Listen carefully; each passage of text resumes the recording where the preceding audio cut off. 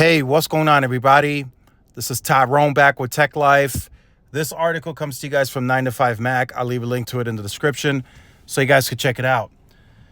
So Verizon is making strides. I've been saying that on the last several quarterly reports of Ookla and Root Metrics, and Verizon is increasing their C-band presence, so it's scaling very quickly.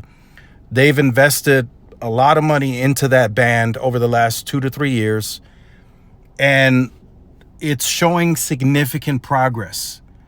Now, as the title says, T-Mobile 5G is still faster than Verizon and AT&T, but it's getting close. And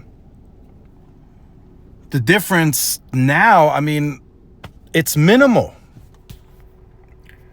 So let's look at the US 5G performance. These are median download speeds.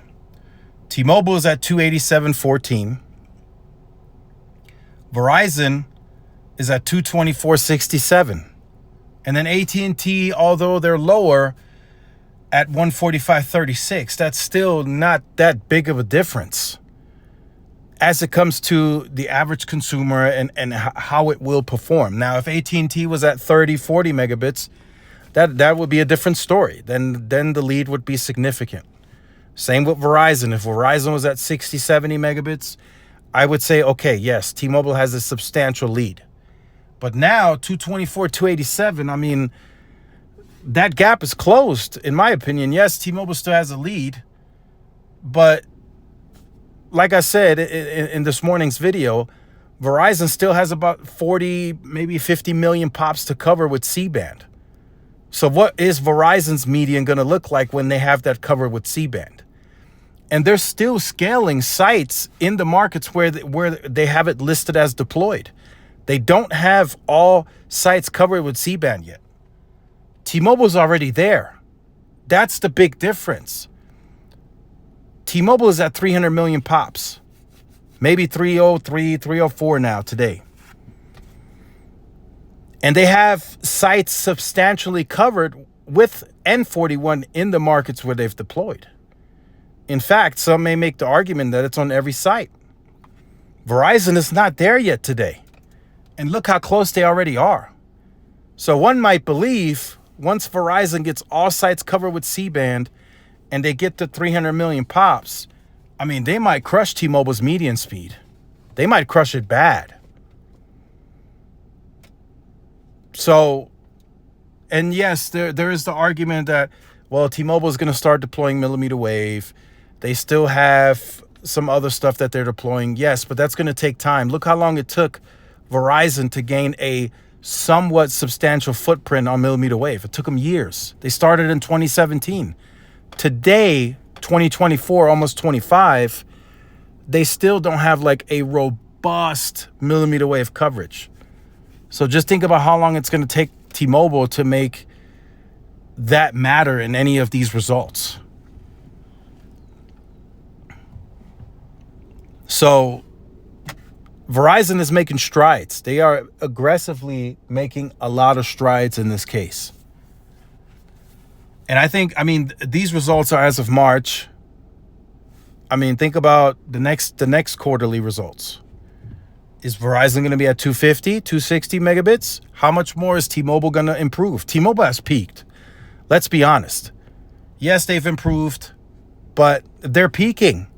They have nowhere else to go. They are peaking. The mid-band is deployed. Auction 108 is already deployed. That bandwidth has been widened. So that's no longer something that you can say, hey, they can quickly deploy that. They have C-band and DoD. Yes, they have that. But they're not actively deploying that aggressively. They're going to use that. I guarantee you, they're going to use that just like they said very early on. They're going to use it as congestion protection. So if a site is running high utilization, the bandwidth is starting to get congested, then they will deploy. But right now, they probably don't have an active plan to deploy that spectrum or to have it in the capital allocation. They just don't.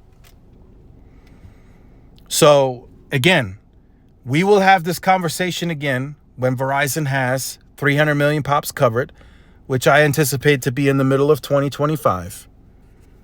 And then when all other sites have C-band and CBRS, right, that could potentially go high power too. Then we will have that conversation again.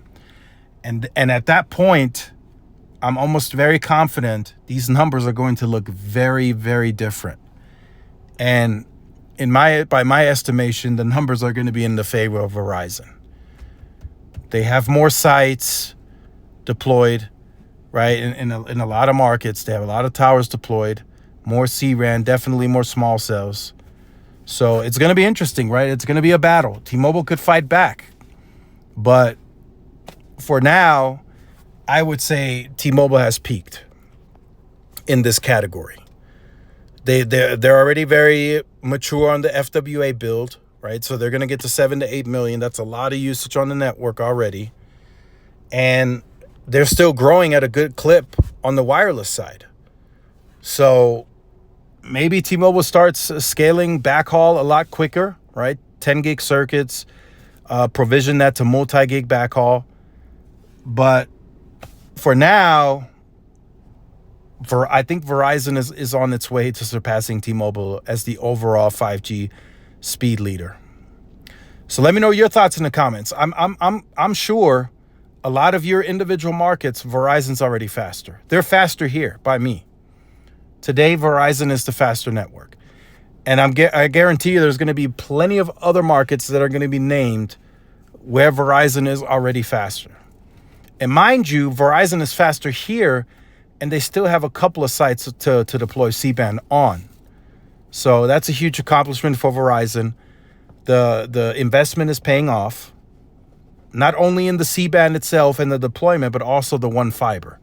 So all of that is paying off. And as they continue to deploy, they should surpass T-Mobile with ease. So let me know your thoughts in the comments. Like, share, subscribe. Follow my social media outlets. This is Tyrone with Tech Live. See y'all in the next one. Peace.